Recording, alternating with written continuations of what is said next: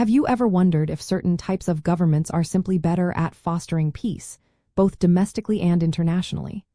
It is a fascinating question that has driven much thought in political science.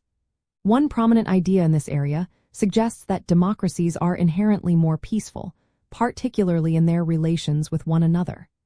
However, like any influential theory, it has faced significant scrutiny and a variety of well-reasoned objections.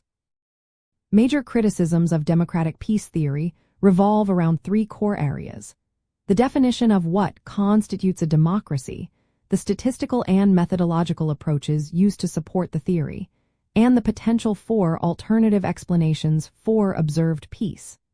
These criticisms suggest that the picture is far more complex than a simple correlation between democracy and peace.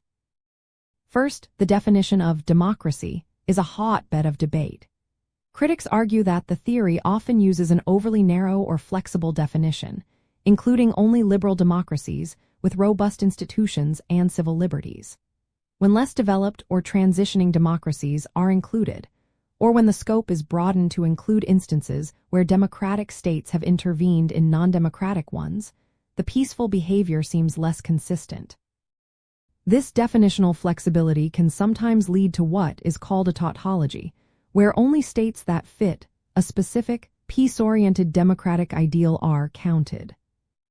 Secondly, methodological critiques question the statistical validity and scope of the theory's findings.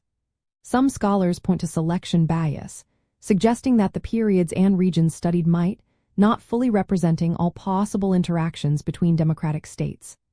There is also the democratic transition zone argument, which observes that states in the process of democratizing can actually be more prone to conflict, both internally and with their neighbors.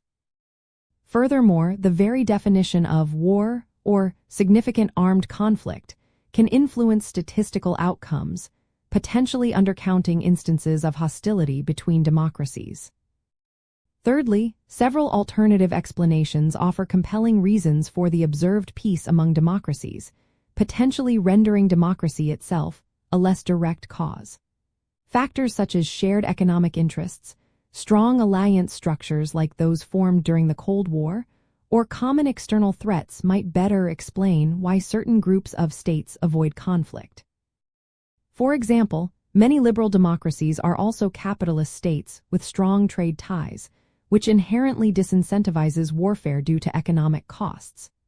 Critics also highlight instances where democratic states have engaged in colonial violence, covert operations, or wars against non-democratic nations, challenging the idea of democracy as a universal peacemaker.